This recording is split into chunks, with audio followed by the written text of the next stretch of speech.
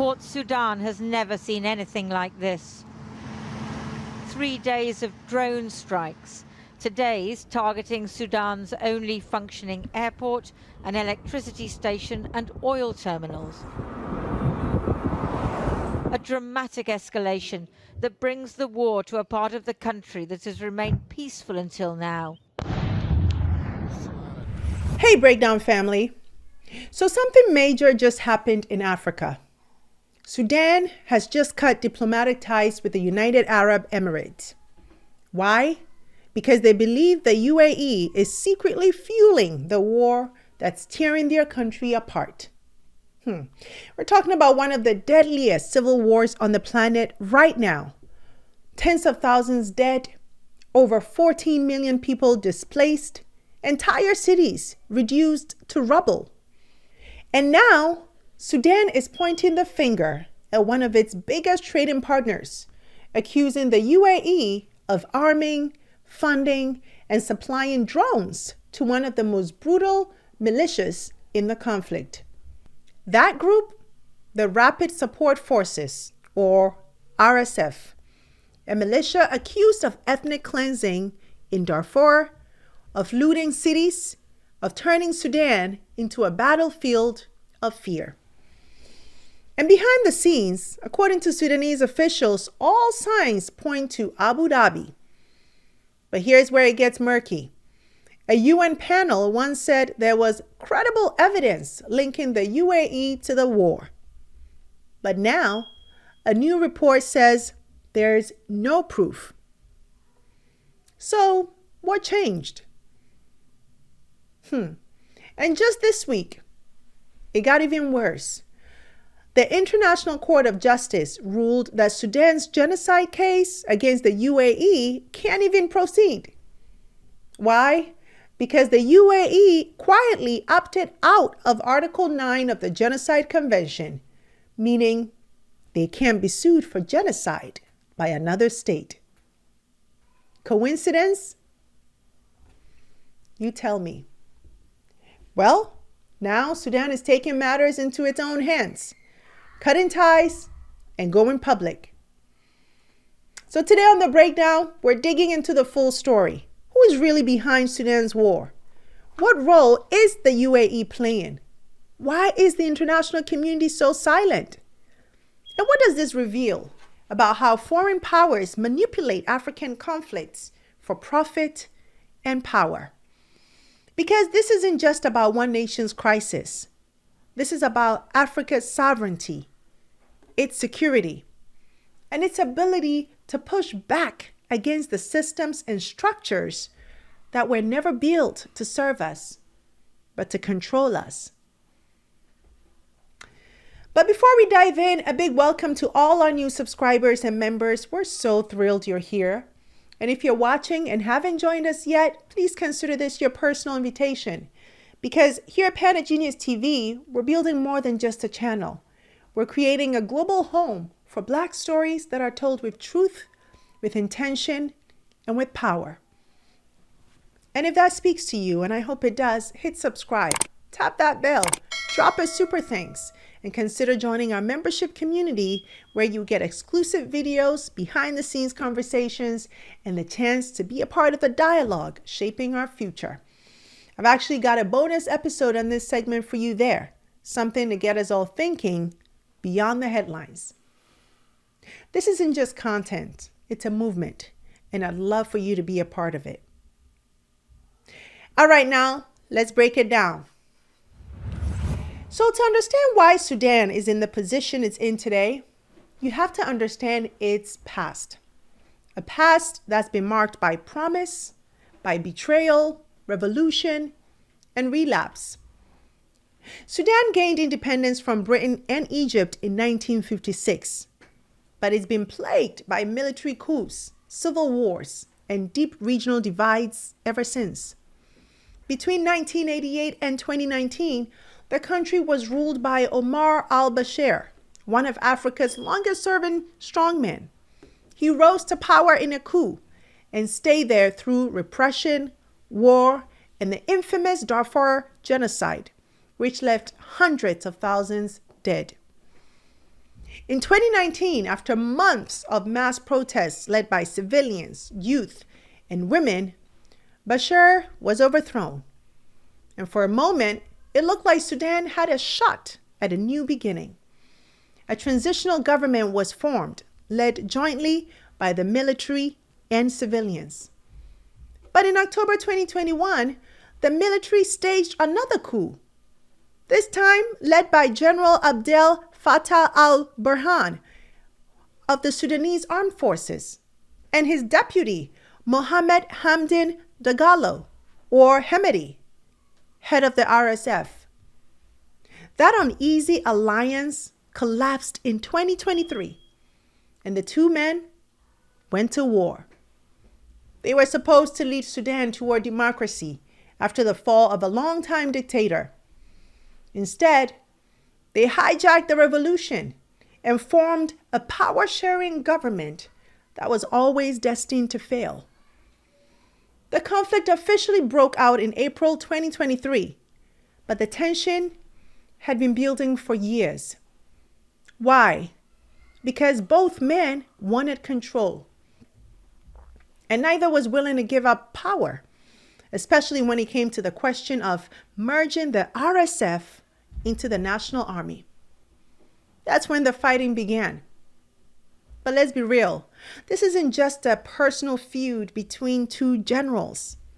This is about who controls Sudan's future, its military, its resources, and its path to democracy. The RSF, by the way, didn't come out of nowhere, no. They traced their roots back to the Janjaweed militias, the same forces that committed genocide in Darfur in the early 2000s. So when Sudanese civilians saw the RSF rolling into cities in 2023, they knew what was coming. And they were right. Homes burned, markets looted, mass graves discovered, entire communities wiped out. This war has turned Sudan into a graveyard of broken promises and a playground for armed factions backed by money, minerals, and foreign agendas. And now, more than 2 years in, the question isn't just how did we get here? It's who's keeping this war alive? And fast forward to 2025, and Sudan is still in the grip of that war. But one side, al-Burhan and the Sudanese armed forces, has regained some ground, reclaiming parts of Khartoum and other strategic areas from the RSF. In April 2025, al-Burhan appointed a new acting prime minister, Dafala al-Haj Ali, a former diplomat, to head a technocratic transitional government. Now, this new leadership claims that it's committed to a roadmap for peace, national dialogue, eventually, elections. But here's the problem. With millions displaced, the country still divided, and foreign actors deep in the game, can any transitional government really move forward without dealing with the war and those fueling it? So while Sudan has a government on paper, on the ground, it's still a country fighting for its future. And the price of that fight, it's not just political, it's deeply, painfully human. Because this isn't just a war between two military factions. It's a war being waged on people, on families, on futures. Since the fighting began in April 2023, over 14 million people have been displaced. Let that sink in. 14 million. That's more than the entire population of countries like Rwanda or Senegal, forced to flee their homes. And that's just the beginning. Nearly 25 million people in Sudan now need humanitarian aid. That's more than half the entire country. And still, aid can't get through. Why? Because the war has destroyed roads, bombed hospitals, and turned food warehouses into battlegrounds. Just last week, RSF drone strikes hit Port Sudan, targeting fuel depots and even the main port, cutting off one of the last supply routes for humanitarian aid. And it's not just the capital. In Darfur, the situation is being described as ethnic cleansing. Again, villages torched, women assaulted, mass graves uncovered. People who survived the genocide in the early 2000s are now living through it again, just 2 decades later. The UN is calling it the world's worst hunger crisis in 2025. But Sudanese families, they don't need another label. What they need is food. They need safety. They need peace.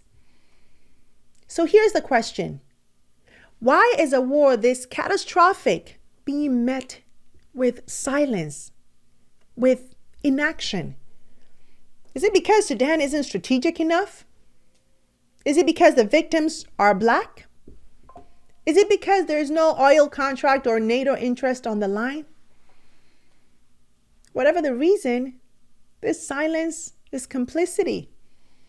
And it speaks volumes about whose lives the world chooses to value and whose pain it's willing to ignore. Very much like Haiti.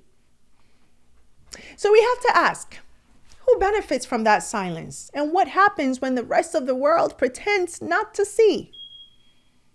And where the leadership of the Sudan Armed Forces, the SAF, thought they were safe.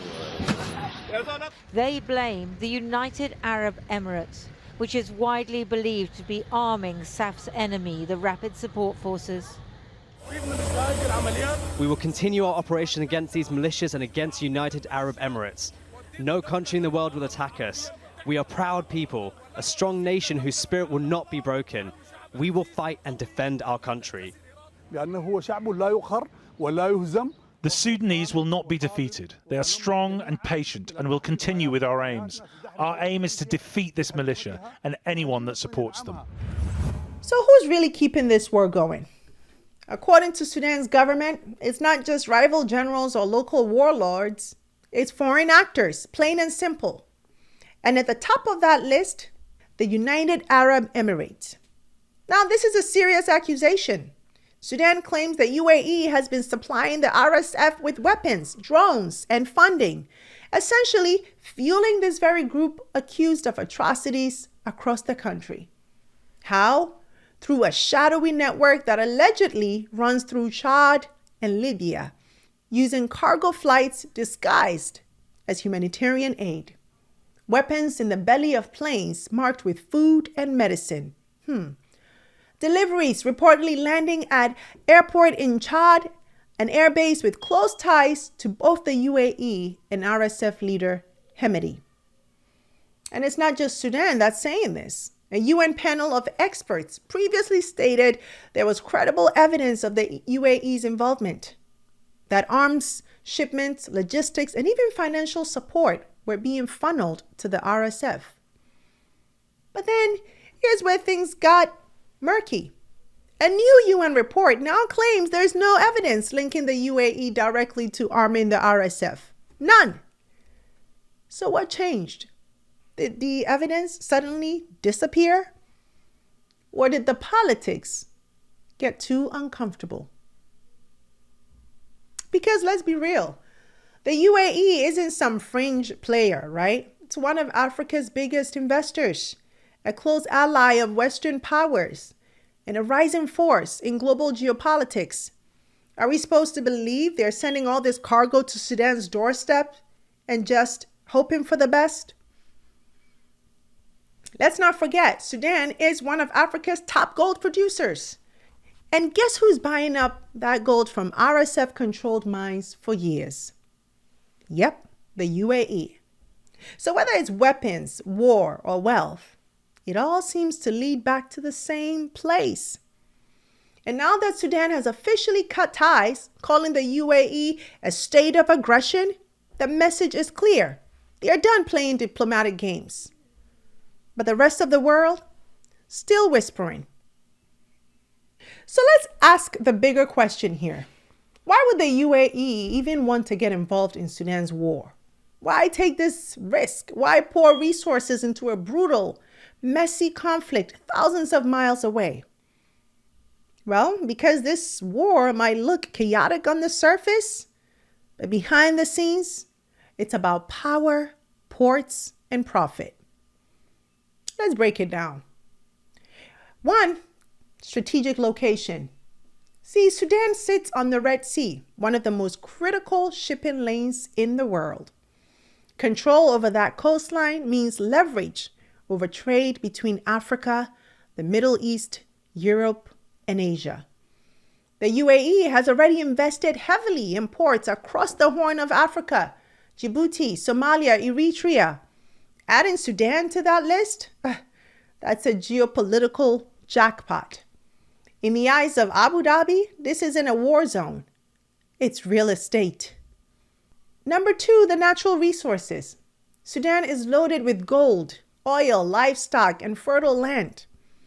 And guess who's been buying up gold from RSF-controlled mines in Darfur? The UAE. Reports suggest that RSF has been smuggling gold directly into Dubai, funding their operations, bypassing Sudan's central bank, and enriching themselves while the country burns. So while Sudanese civilians are starving, billions in gold are flying out the back door. And third, there is the influence by proxy. The UAE has a history of backing militias and factions in conflict zones, Libya, Yemen, even the Sahel. Because supporting strongmen and paramilitaries gives them influence without the messy business of governance. It's power by proxy. They don't have to invade. They just have to equip the side that serves their interest. And let's be honest, it's not just them. 4, countering rivals. This is about the UAE outmaneuvering other regional powers like Turkey, Iran, and Qatar. Sudan is a geopolitical chess piece in a much bigger game. The more unstable it is, the easier it becomes to reshape in their favor. So no, this isn't about diplomacy gone wrong or well-meaning aid that went off course. This is about cold strategy, money, minerals, and military influence. And the people of Sudan, collateral damage. Now you think with crisis like this, with millions displaced, cities bombed, war crimes alleged, and foreign interference exposed, the world somehow would step up. But here's the reality. There's no global outcry, no sanctions, no serious accountability. In fact, just this week, Sudan tried to take the UAE to the International Court of Justice, accusing them of aiding genocide in Darfur. Yesterday in The Hague, the International Court of Justice rejected on technical grounds a case brought by the Sudan government accusing the UAE of genocide. The UAE denies arming the RSF, but in the last few days has deployed online influencers to accuse the Sudan government of terrorism. Did you get that? The ICJ tossed the case out on a technicality. What exactly is that technicality? Because the UAE quietly opted out of Article 9 of the Genocide Convention. That means they can be sued by another country for genocide, even if the evidence is overwhelming. Let that sink in.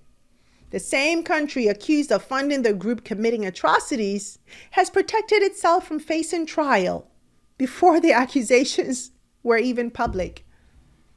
And the UN, it gets even worse. Because a UN expert panel once said there was credible evidence linking the UAE to RSF support. But now a new UN report says there is no such evidence. What changed? Did the facts change? Or did the politics change? Because it sure seems like when powerful states are involved, the rules bend or disappear altogether.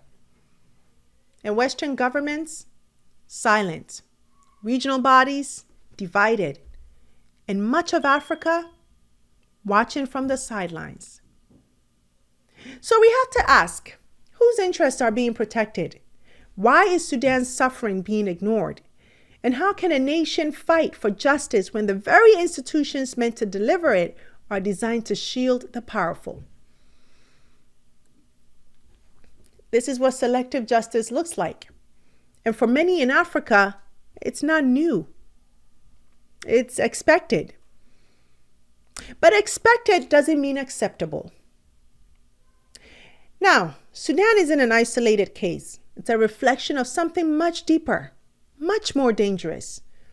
This is what happens when foreign powers treat African countries like battlegrounds for their own agendas. It happened in Libya when global powers toppled Gaddafi and left chaos in their wake.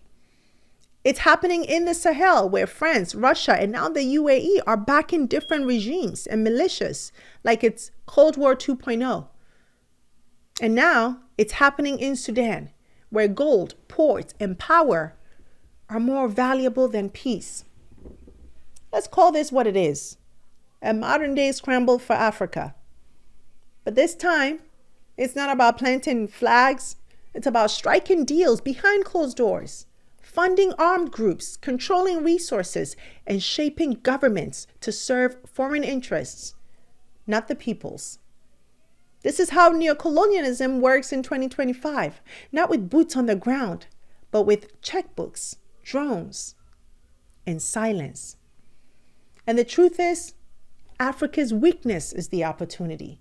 Weak institutions, divided regional blocs, a global system that was never designed to protect African sovereignty, only to manage it, but that which we continue to rely on. And let's be honest, sometimes our own leaders open the door due to greed and their quest for power and control. So where do we go from here? We need stronger regional defense coalitions, not just peacekeeping forces that arrive when it's too late. We need Pan-African diplomacy that can call out foreign interference without fear or compromise. And we need to invest in building states, not just armies. Because if we don't set the rules, someone else will. And every time we stay silent, we give permission. Now let's talk about this institution that was created to prevent exactly this kind of crisis, the African Union. When Sudan descended into civil war in April 2023, the AU issued statements. It called for a ceasefire, it condemned the violence, it set up a few mediation talks in Addis Ababa. But beyond that, silence. No emergency summit, no special envoy with real power, no unified sanctions, just no real plan. Even after Sudan accused a fellow African state, the UAE's close partner, Chad, of helping smuggle weapons into RSF hands, the AU said nothing. And when Sudan took its genocide case to the ICJ, and when Sudan took its genocide case to the International Court of Justice, not a single AU state stepped forward to support it publicly. Not one African government stood up in defense of Sudan's right to justice. And that tells you something. Why the silence? Some say the AU is strapped for resources. Others argue it can't act without consensus. And consensus is hard when so many African governments rely on Gulf aid and investment. But here's the uncomfortable truth. Too many African leaders are afraid to speak out because they are compromised themselves. They benefit from these relationships. They fear losing access to loans, grants, or military support. And so the continent watches, divided and quiet, while one of its largest nations burns. If the African Union can't lead in moments like this, then what is it for? The AU was born out of the OAU, an organization rooted in liberation and anti-colonial struggle. But in 2025, too often, it feels like a bureaucracy without backbone, a union in name, but not in action. And Sudan isn't the first test it's failed. It stood by during Libya. It fumbled the Sahel. It couldn't handle the Rwanda DRC conflict. So the question becomes, if the AU can protect Africa from foreign interference, if it can't stop conflicts before they spiral, If we can't even speak with one voice, then who will? That question isn't rhetorical. It's real. And it's urgent. Because we can't afford to keep watching this cycle. Conflict, foreign meddling, displacement, silence. Something has to change. And no, not someday, now. So let's talk about what needs to happen next. Not just in Sudan, but across the continent. Because if we're serious about defending Africa's future, then we need a whole new playbook.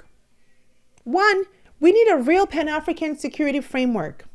We need more than standby forces on paper. We need an independent, rapid response African security mechanism funded by us, governed by us, and answerable to African citizens. Because if African lives are only protected when the West approves or when donors allow, we're not sovereign. We're subcontracted. We need a continental policy on foreign military and economic influence. We need to stop letting individual governments sign secret deals that put entire regions at risk. Africa needs a continental policy governing foreign military bases, resource contracts, and diplomatic alignments. A policy that prioritizes African interests over foreign leverage. No more silent partnerships that fund militias. No more gold for weapons schemes in the shadows. And we also need stronger institutions, real consequences, war crimes, foreign interference. These should come with clear consequences. We need AU mechanisms that don't just condemn bad behavior, but actually respond with sanctions, suspensions, and coordinated pressure. Otherwise, African solutions become only a slogan, not a standard. We also need an independent African media and narrative force. Yes, because stories shape power.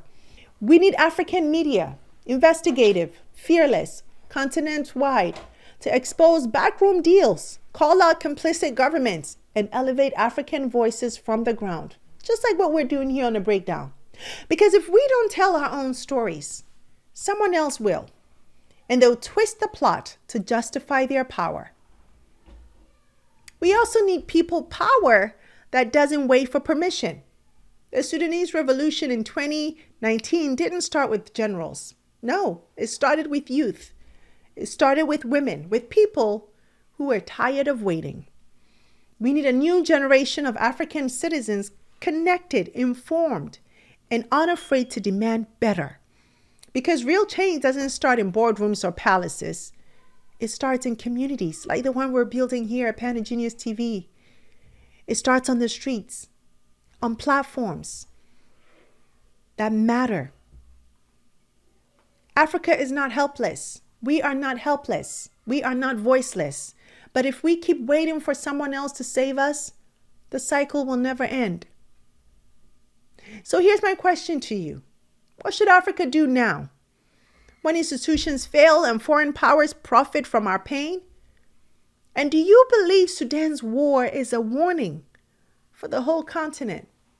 Let me know in the comments. You know I read them all. I'm in there with you. And I can't wait to hear what you think. And if this episode opened your eyes, don't just scroll past. Hit that like button, subscribe, share this, and join our membership community where we go deeper beyond the headlines. That's it for today's show. Thanks so much for watching. Until next time, take care. Hey you! Thanks so much for watching this episode. I hope you enjoyed it. And if you did, don't forget to subscribe and join the family. Also, visit face2faceafrica.com for your daily news and updates on what's going on within the global Black community so you can stay informed.